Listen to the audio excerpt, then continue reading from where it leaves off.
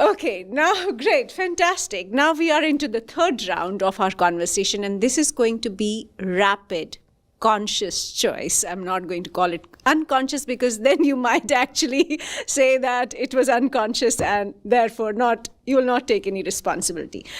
So I'm going to give you two choices. You will have to pick one and you'll have to very briefly explain, maybe in one sentence or maximum 2 sentences, why you chose what you chose. So, choice number 1 or question number 1. Man or woman? Woman. Why? Possibility. You will have to explain this. If you can be so brief, I'll be entitled to be equally curt.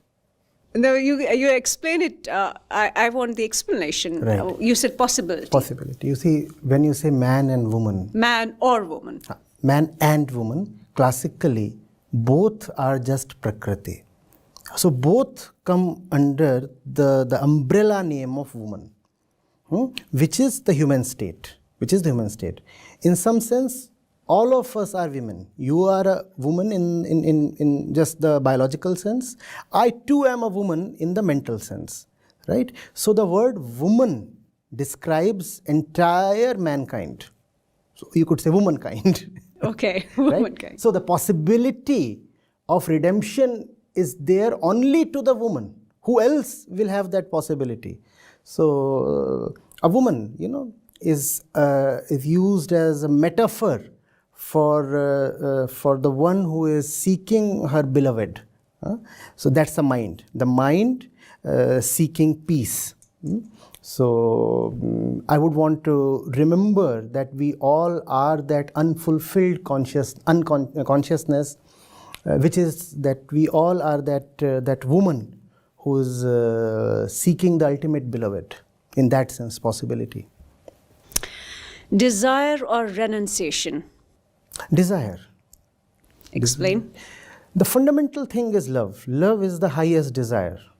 It is only when you desire the highest that you will have the guts or the daring to drop the lowly things, which you call as renunciation. So renunciation can never come first. Krishna in the Srimad Bhagavad Gita talks of karma yoga and karma sannyas, and he says they are ideally the same thing, but practically karma yoga is preferable to karma sannyas, which is much the same as saying that love takes precedence over renunciation, or that love is the mother of renunciation. If you are in love, you will, without even knowing, drop a lot of nonsense and you will become a renunciate and you won't even know that. So love will bring about renunciation. At the same time, renunciation without love won't last and would become some kind of hypocrisy. Osho or J. Krishnamurti? J. Krishnamurti. Explain. Purity. You will have to explain that. Oh. You see, the higher you go, the purer you need to be. Methods and tactics are all great when you have just begun the climb. But the same thing that assists you to climb at the lower altitudes becomes a burden against climbing when you have reached the heights at higher altitudes. So Krishnamurti has an unparalleled purity. No methods, no distractions, no this and that. A very dedicated concentration on nothing but the truth. And And that's the reason I said JK over Osho. At the same time, I have great respect for Osho. And I think he can be very useful to those who are just beginning their journey. But as you ascend, it is Krishnamurti that you will need to seek. Krishna or Shiva? That's much the same. No choices there. But because these days, it's a topical thing. Because these days I am with the Bhagavad Gita, so I'll say Krishna. On another day, I would have equally said Shiva. So, explain to us that why are they are the same thing, and why Shiva today and Shiva tomorrow? Krishna today and Shiva tomorrow. Yeah, Krishna. Oh, nothing. That's a mood, a fleeting movement.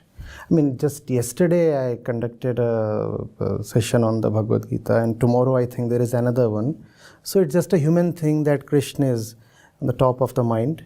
Otherwise, there is no difference between Krishna and Shiv. There have been phases when I have found myself immensely in love with just the word Shiv. In fact, just half an hour before you came, we had the head of the books department with us, and because Mahashivratri is approaching, she drew my attention to one of our old books, Om Namah Shivaya, and I said, rename it Shivoham. That becomes important because Mahashivratri happens to be my birthday. So, in a very carnal way, I have a bit of a connection with Shiv, which is nothing but a very carnal connection, does not mean much.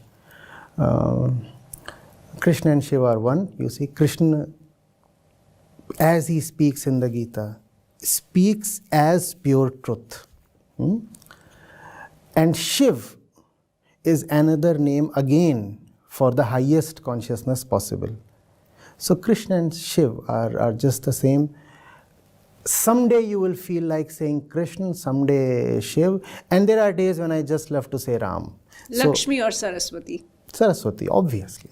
Yeah, I don't even need to explain, I suppose. So they are not one? No, they are not one. Why?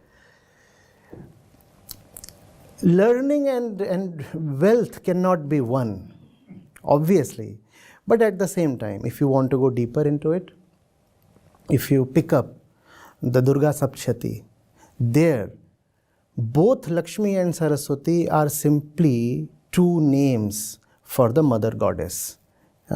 If you want to go there, then I'll say just as I can't pick between Krishna and Shiv, I cannot pick between Lakshmi and Saraswati. But if you want to if you want to accord the popular meanings to their names, right? Then Lakshmi stands for wealth and all, Saraswati stands for wisdom. Wisdom any day over wealth. Eastern philosophy or Western philosophy? Eastern. Why? I. Explain. Western philosophy pays relatively, puts relatively lesser emphasis on who you are. There is a lot of ideation. There is a very honest and laborious exploration of man's condition, society, economics. But the purity and rigor that Vedanta displays in coming to man's fundamental identity and then declaring that liberation from all the identities that you hold is the very purpose of life. That is something that you do not find in Western philosophy. In fact, nowhere in Western philosophy do you find the word mukti, liberation. There is knowledge, there is exploration, there is realization, and I'm fond of Western philosophy, right? I'm not deprecating one over the other. No. I love Western philosophy. I want to go deeper into it, but liberation is something the West does not talk of. So, India or world? How can you have India without the world? so that becomes just too hypothetical. But again, as someone sitting in India, right, I would simply say India. But when I say India again, my India is not a political unit, not a geographical location, not a piece of land. When I say India, I refer to the place, to the set of conditions that enabled man for the first time to both look towards the sky and into himself. So that's the India that I love, the India of self-knowledge. Life or death? Death. Explain.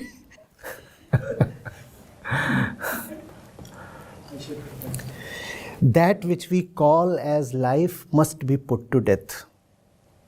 And only then does real life begin. So there's a life after death. No, not after death. When you say after, you mean a flow of time. Huh? So at 4 p.m., life as we know it ended, and at 5 p.m., you had an afterlife. I'm not talking of that. I'm talking of a certain beyondness. I'm saying that this eating, talking, walking, mating, this is what we consider as life, right? When we are able to transcend this definition of life, then we really come alive. So let this life be put to death, and then there is joy, and the fear of death is gone. And the Upanishads say that is what is immortality, when the fear of death is gone. This that we call as life, it is always in the shadow of death. No, we are always afraid of things coming to an end in some way or the other. So this life is no good, because in this life there is always the fear of death. So this has to be exceeded. This has to be transcended. That's why I said death. I said death so that we may come alive. Now the last segment. I am going to ask you about your first and the last love, which is books. Give us 5 books that you have loved all your life. Depends on the audience segment. Suggest me an audience segment. Well, on love, on enlightenment. Okay, one book each on these? Yes. On enlightenment for beginners, Siddharth by Hermann Hesse. Love.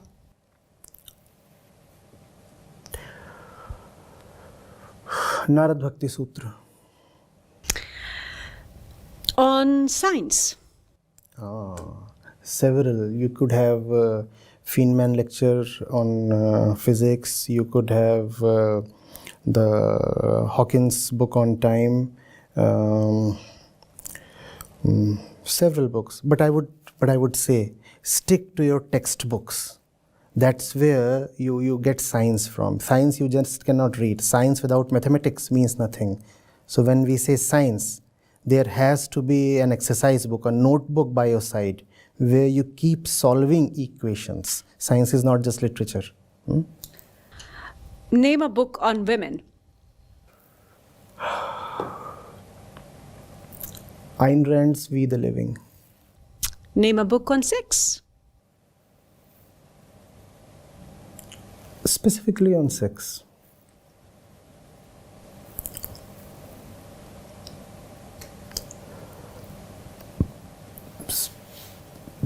There are so many books that touch upon sex. Yes. Of Human Bondage, Somerset Maugham. Name a book on Indian literature. That encapsulate Indian literature. Or maybe an Indian fiction. Indian fiction. Shekhar Ek Jeevani by Ghye. Thank you so much for this fascinating, enlightening discussion.